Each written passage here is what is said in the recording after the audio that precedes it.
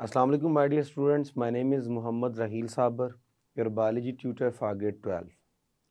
So आज के इस लेक्चर में हम चैप्टर 27 स्टार्ट करने जा रहे हैं, जिसमें हम इसके इंट्रोडक्शन को डिस्कस करेंगे। हम डिस्कस करेंगे कि सबसे पहले जो ह्यूमंस थे वो हर्बीवोर्स वाला काम करते थे, फिर आहिस्ता आहिस्ता उन्होंने कॉर्निवोर्स की तरफ आना शुरू कर दिया, प्रीडेशन करना शुरू कर दिया, हंटिंग करना शुरू कर दिया। फिर हम ये भी देखेंगे कि किस तरह इंसान ने अपने एनवायरनमेंट को अपने मुताबिक मॉडिफाई किया और डिफरेंट वहाँ पे नई चीज़ें इंट्रोड्यूस करवाई। आज के इस लेक्चर में हम इस बात को भी डिस्कस करेंगे कि जब एक ऑर्गेनिज्म एक एनवायरनमेंट में रहना चाह रहा है तो उसे किन किन रिसोर्सेज की ज़रूरत होती है। बेसिकली वो रिसोर्सेज आज के लेक्चर में हम डिस्कस करेंगे कि उनको हम दो हिस्सों में क्लासिफाई करते हैं। एक को कहा जाता है रीन्यूएबल रिसोर्सेज और एक को कहा जाता है नॉन रीन्यूएबल रिसोर्सेज। दोनों रिसोर्सेज में क्या डिफरेंस होता है, उनकी क्या इंपॉर्टेंस है, आज के इस लेक्चर में हम उसे कवर करने जा रहे हैं। और साथ ही साथ हम आज के लेक्चर में ये भी डिस्कस करेंगे कि व्हाट इज न्यूट्रिएंट साइकिल। आज के इस लेक्चर में अगर हम देखें तो रीन्यूएबल, नॉन रीन्यूएबल और न्यूट्रिएंट साइकिल, ये जो छोटे छोटे कॉन्सेप्ट्स हैं ये शॉर्ट क्वेश्चंस के लिए बहुत ज़्यादा ज़रूरी है। तो आइए इन तमाम चीज़ों को सीखने के लिए चलते हैं लाइट बोर्ड की तरफ। बिस्मिल्लाहिर्रहमानिर्रहीम स्टार्ट करने जा रहे हैं इसका इंट्रोडक्शन। तो चैप्टर 27 के इंट्रोडक्शन में हम डिस्कस करते हैं डिफरेंट रिसोर्सेज के बारे में।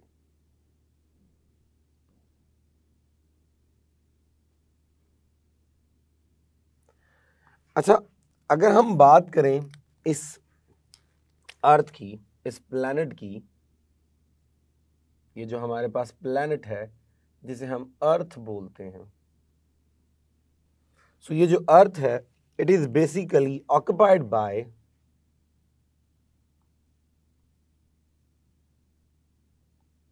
Many species, mean different type of organisms. अब जब बेशुमार स्पीशीज़ हैं, डिफरेंट टाइप्स के ऑर्गेनिजम्स हैं, तो उनमें हमारे पास बेशुमार एनिमल्स की कैटेगरीज हैं, टाइप्स हैं, और बेशुमार हमारे पास प्लांट्स की टाइप्स हैं। हम इनमें अगर हम देखें so every organisms perform specific role here. तो इस प्लैनेट के ऊपर हर ऑर्गेनिज्म अपना अपना एक स्पेसिफिक रोल परफॉर्म कर रहा है। उस रोल के नतीजे में बड़ी दफ़ा ऐसा भी हुआ कि इस प्लैनेट को नुकसान हुआ और बड़ी दफ़ा ऐसा भी हुआ कि इस प्लैनेट को फ़ायदा भी हुआ। मोस्टली जो हमारी एक्टिविटीज़ होती हैं वो ज़्यादातर इस प्लैनेट को नुकसान पहुंचाती है। अगर हम बात करें ह्यूमंस की, तो हमारे पास जो ह्यूमंस हैं, जब इन्होंने अर्थ को ऑक्युपाई किया, जब इनका इवॉल्व हुआ, और इवॉल्व होने के बाद ये जो ह्यूमंस हैं इन्होंने क्या क्या रोल परफॉर्म किया। अगर हम अर्ली ह्यूमंस की बात करें तो जो शुरू वाले ह्यूमंस थे आपके पास वो वर हर्बीवोर्स। शुरू वाले बिल्कुल जो थे वो हर्बीवोर्स थे, यानी वो ज़्यादातर प्लांट्स के ऊपर फीड करते थे, वो फल वगैरह खा के गुजारा करते थे, प्लांट्स को खाते थे, उनके बीज वगैरह खा लेते थे। With the passage of time फिर उनमें कुछ चेंज आया और वो हर्बीवोर से हंटर हो गए।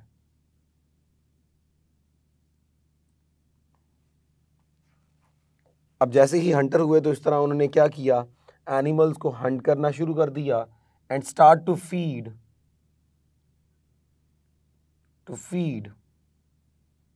On animals. और एनिमल्स पे इन्होंने क्या करना शुरू कर दिया, फीड करना शुरू कर दिया, यानी इन्होंने अपनी निश को चेंज कर लिया।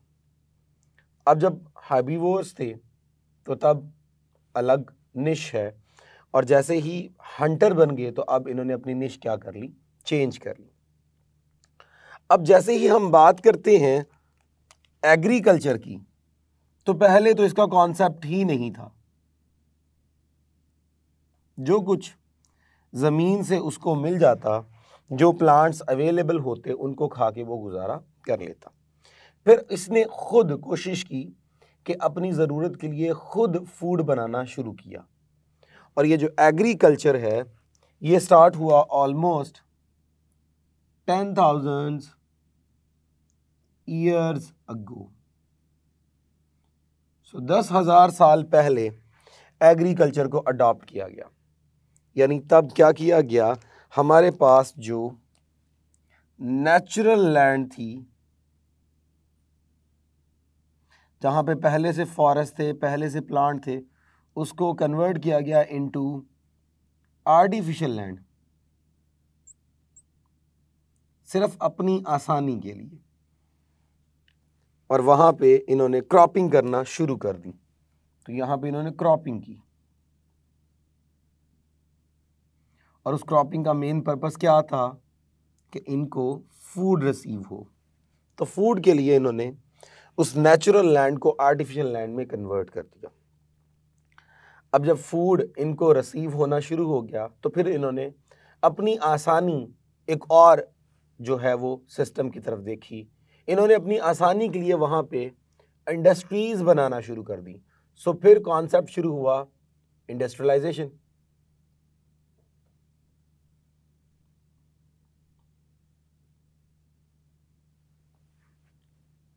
अब यहाँ पे इन्होंने इंडस्ट्रीज बनाना शुरू कर दी, फैक्ट्रीज बनाना शुरू कर दी, और फिर अच्छा खासा लैंड का हिस्सा ऑक्यूपाई करना शुरू कर दिया। जहाँ पे इन्होंने इंडस्ट्रीज बनाई, वहाँ पे इन्होंने अर्बनाइजेशन भी की। एंड अर्बनाइजेशन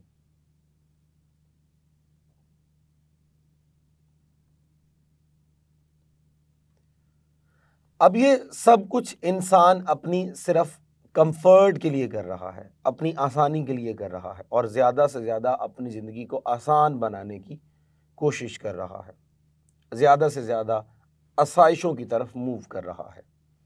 अब जब इंडस्ट्रियलाइजेशन की, उस दौरान भी अच्छा खासा नुकसान पहुंचाया गया ज़मीन को, इस प्लैनेट को। जब अर्बनाइजेशन की, यानी शहर डेवलप किए, तब भी अच्छी खासी नेचुरल लैंड जो है वो आर्टिफिशियल लैंड में कन्वर्ट की गई। तो ज़ाहिर है जब हम बात करेंगे इन दोनों की, तो इन दोनों के लिए नीड फॉर एनर्जी की ज़रूरत है। उस एनर्जी के लिए डिफरेंट मज़ीद जो थी वो इंडस्ट्रीज़ डेवलप की गई, मज़ीद जो थी वो नए तरीके जो थे वो इंट्रोड्यूस करवाए गए, जिसकी वजह से मेन इफेक्ट क्या हुआ, सो दे मॉडिफाई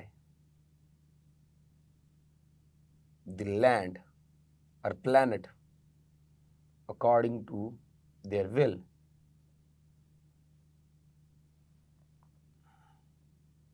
तो अपनी मर्जी के मुताबिक इन्होंने क्या किया, लैंड को जो है वो चेंज करना शुरू कर दिया। अब लैंड जैसे जैसे चेंज होती गई तो अच्छी खासी उसमें चेंजेस आ रही हैं, और उन चेंजेस में बेशुमार ऐसी भी चेंजेस थीं जो कि बहुत ज़्यादा नुकसानदेह थीं। अगर हम लैंड की बात करें तो लैंड कंटेन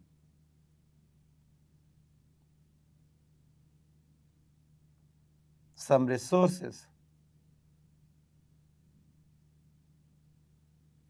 और ये जो रिसोर्सेज होते हैं ये बेसिकली इन्वॉल्व होते हैं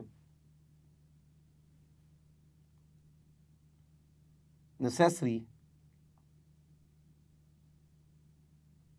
फॉर सर्वाइवल। ये सर्वाइवल के लिए बहुत ज़्यादा ज़रूरी है। ये जो हमारे पास रिसोर्सेज जो हमें मिल रहे हैं which are present on the earth, ये हमारे लाइफ के लिए, हमारे सर्वाइवल के लिए बहुत ज़्यादा ज़रूरी है। अब जब हम इन रिसोर्सेज की बात करते हैं तो इन रिसोर्सेज को दो मेजर पार्ट्स में क्लासिफाई किया जाता है। एक हमारे पास है रिन्यूएबल रिसोर्सेज, और एक हमारे पास होता है non renewable resources.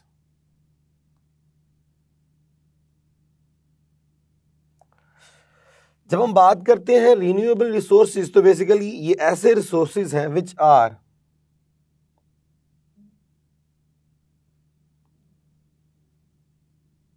never depleted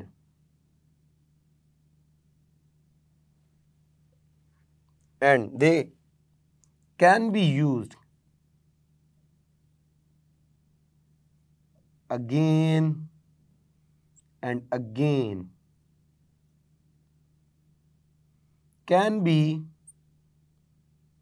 recycled.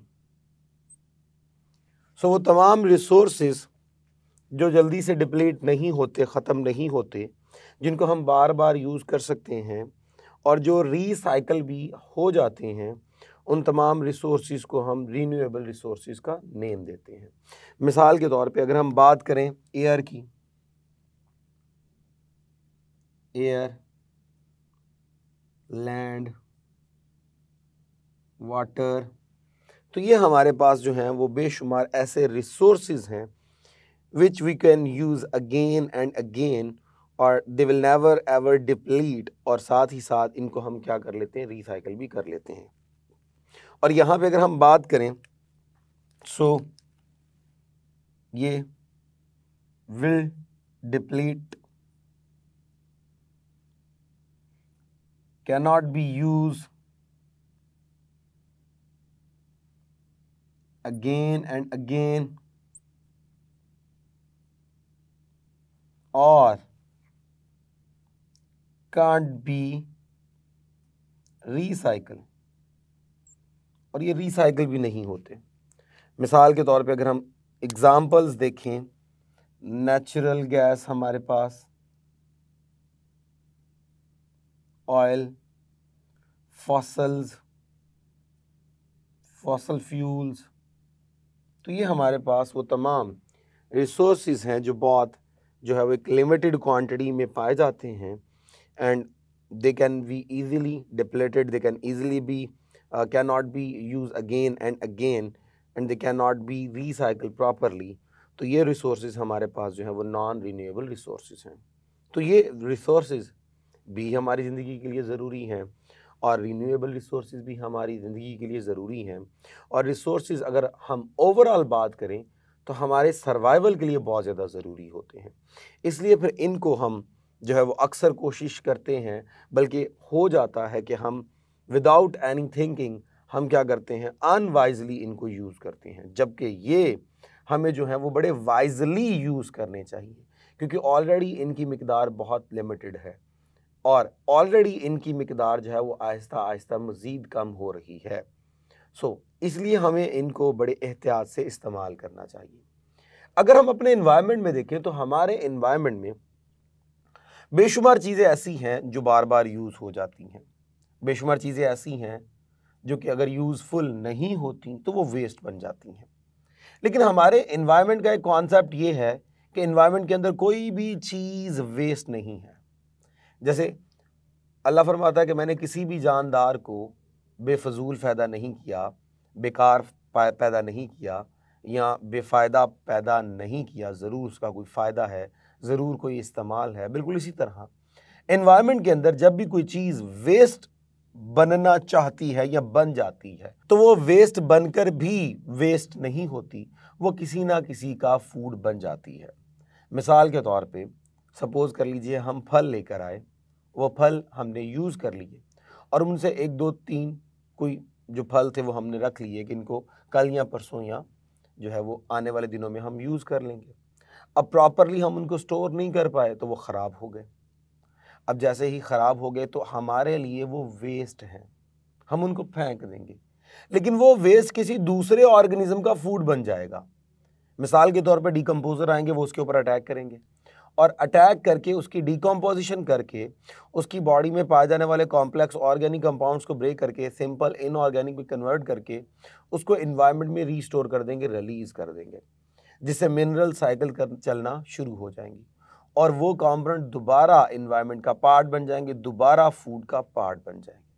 तो इसका मतलब ये हुआ कि वो जो चीज़ जो वेस्ट थी वो दोबारा किसी दूसरे ऑर्गेनिज्म के लिए क्या बन गई, फूड बन गई। सो इसी तरह अगर हम देखें तो हम इस सीक्वेंस को कुछ इस तरह से मेंशन करते हैं कि एक चीज़ फूड है और वो यूज़ हो रही है, वो कंज्यूम हो रही है। सपोज कीजिए जब वो कंज्यूम हो रही है तो ऐसा भी हो सकता है कि अगर वो प्रॉपरली कंज्यूम नहीं हो रही तो वो क्या बन गई, वेस्ट बन गई। तो ये लीजिए हम कहते हैं उससे क्या बन गया, वेस्ट। लेकिन ये वेस्ट फिर किसी ना किसी का क्या बन जाएगा, फूड बन जाएगा। जब ये किसी का फूड बन जाएगा so this cycle is called as nutrient cycle. So nutrient cycle की अगर हम स्टेबिलिटी की बात करें तो स्टेबिलिटी डेफिनेटली इन 3 कंपोनेंट्स पे चल रही है, तो इन तीनों का स्टेबल रहना बहुत ज़्यादा ज़रूरी है। यानी अगर मैं बात करूं फूड की, so must be in huge quantity according to the demand of the organism. और अगर ये ऐसा हुआ नॉट सफिशिएंट, तो डेफिनेटली स्पीशीज के सर्वाइवल में प्रॉब्लम होगी, न्यूट्रिएंट साइकिल के मेंटेन रहने में प्रॉब्लम होगी। सपोज कीजिए मैं कहता हूं, अगर मैं बात करता हूं कंज्यूम की, तो कंज्यूम में हमने क्या किया, सपोज कर लीजिए if so much consume and few quantity is produced,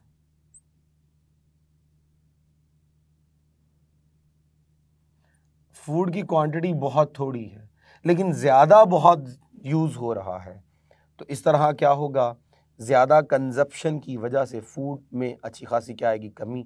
और अगर फूड उतना अवेलेबल नहीं है तो स्पीशीज़ के सर्वाइवल में, जानदारों के जो है वो सर्वाइवल में प्रॉब्लम होगी, उस वजह से भी हमारे पास न्यूट्रिएंट साइकिल डिस्टर्ब होगी। और अगर हम बात करें वेस्ट की, सपोज मैं बात करता हूँ the last one is waste.